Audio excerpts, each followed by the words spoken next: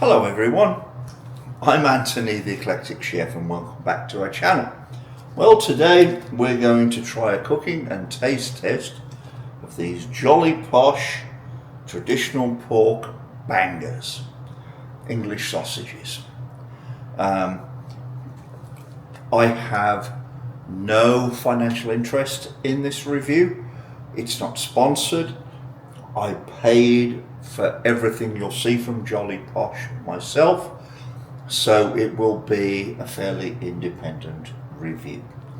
I did write to Nicholas, the owner of Jolly Posh, before we did this review, and he told me they only have 5% filler breadcrumbs in these sausages and a lot less sodium than most American-made sausages. Although these come from Illinois, so they're American-made. And indeed, these have about half the sodium that you'll see in store-bought sausages, which is a good thing. I've actually cooked some of these up before, so we'll cook them two ways today for the test. I have some other Jolly Posh products, bacon, black pudding, various other sausages, which we'll deal with in another review. Okay, so let's talk about English sausages. Those who haven't figured it out, I've lived in America 40 years. I consider myself American these days. But I was born in England. We took it back to England, so the sous chef can visit his sisters, and we have an English kitchen there, which those of you who are familiar with the channel will know. There aren't many things from England that I crave when I get back anymore. Pork pies are one, black pudding's another. Well, that's gone downhill over 40 years. But sausages are. You can't buy just decent plain pork sausages in America. You just can't. That's why I make my own a lot of the time. But when we're in England, we buy from Waitrose, and we get Waitrose's best. Because the one thing I will tell you about sausages, and English viewers may appreciate this, the amount of filler versus pork varies a lot. Even if you go to Tesco's Best, an English supermarket chain, there's still a lot of filler in those sausages. So finding good sausages can be quite a challenge. These from Nicholas are actually pretty decent. So let's get on with our test, and we'll talk to you afterwards. How are we going to cook these? It won't be a surprise to you to know that I've already cooked some and eaten. I had over $100 worth of stuff come from Nicholas. We'll talk about the packaging later because it's actually a start. First time around, cooked them in the Ninja air fryer. And it did an incredibly good job, and that's how I'm going to do 4 of them today. And Nicholas may object, want them grilled or fried, so I've got a couple set aside I'm going to fry in a pan. But you know, when I was a boy, my favourite sausages were the ones my mum cooked in the oven. Browned all over, kind of crispy, crunchy, lovely texture. And that's what you get in the air fryer with these sausages, although we'll talk about the casing too. They'll cook up any way you want. So let's get started. Well, you can probably hear the air fry going in the background. Just wanted to talk to you a little bit about the branding and ordering process and how I react to it. Told you, been here 40 years. I'm not terribly receptive to what I refer to as cliched English expressions. So Jolly Posh as a brand doesn't really resonate with me, honestly. It must work for Nicholas. He's a relative newcomer here in the States.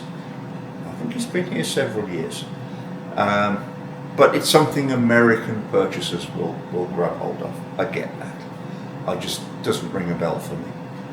Now, same thing with the term bangers, which Americans will recognize as an English sausage. problem with that for English people is that bangers typically refer to a low quality sausage. The term goes back, and I was surprised, I thought it was a Second World War, but it's a First World War expression. 1914, 1918 war, 1919 war if you're American. When sausages, meat was in short supply, sausages had much more filler added and water to bulk them up. As a consequence, they popped and banged in the frying pans, and hence the term bangers. But we can't apply that to everything, and this is how Nicholas has chosen to brand his products. So we'll see how they work out. As I say, I've already cooked and eaten some, and I know they work out pretty well. So let's follow along and we'll see what the finished product looks like. Let's talk about the ordering process at Jolly Posh Foods. It's very simple, online, jollyposhfoods.com. The one thing I will say, and I did not appreciate this, I'll just be very blunt. In the order process, though it is on the website, if you look for it, obviously they're frozen, shipped today, I got it. Jolly Posh says if there's a holiday in the week, they don't ship till the following week.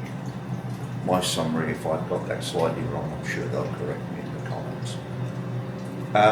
For most people, that won't be an issue, but we received our sausages, bacon and black pudding a week after we'd expected. Now, the sous chef and I travel a lot.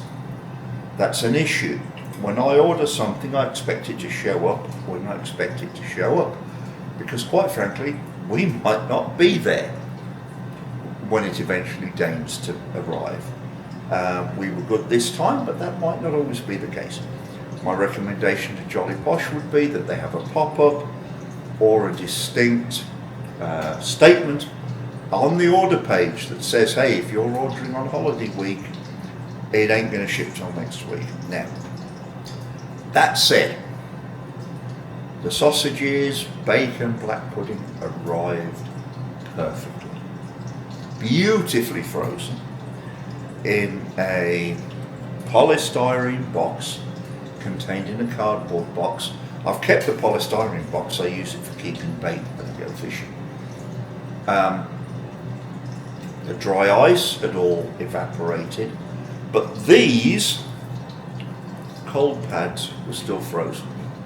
And I have to tell you folks, take these, it says drainable gel and plant food. Hell no. Keep these. This is a free gift from Nicholas, because these are the best freezer pads I and the sous chef have ever come across. You freeze these up, they stay frozen better than anything else. So when you make orders to Jolly Posh, keep these. Pop them in the freezer when you have a cooler, put things in there. This is what you need to keep. So that's a free gift from Nicholas. Take home is everything arrives in good order. You'll have heard the air fryer beep, so I just have to go and turn the sausages. Well, here you go folks, this is how our Jolly Posh bangers looked cooked. Now, these two were cooked in a frying pan. They look a bit darker in the film than they really are, but that is actually how I like sausages. In my opinion, time out. Internal temperature 172. Jolly Posh says minimum 165. These down here were cooked in the air fryer. A couple of them split. I did not prick them. Nicholas admonishes us not to do that. I'm not fussed about the splitting, honestly. But these are less shrunken, well cooked, and in my opinion, far more appealing in the air fryer, which is how I cooked them before, than in the pan or under the grill. But you cook them how you can. By the way, these were cooked to an internal temperature after I took them out of the air fryer of 190. So let's take a taste test, and I'll use the split one. So here we are for our Jolly Posh taste test.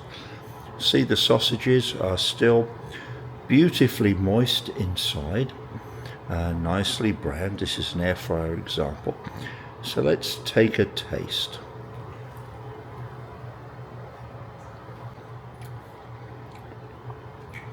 I have to say, these are really very, very good. These pass the Eclectic Chef's taste test. 5 stars, cordon bleu. Very, very good. Juicy. Let's come back in a second, just talk about the casings.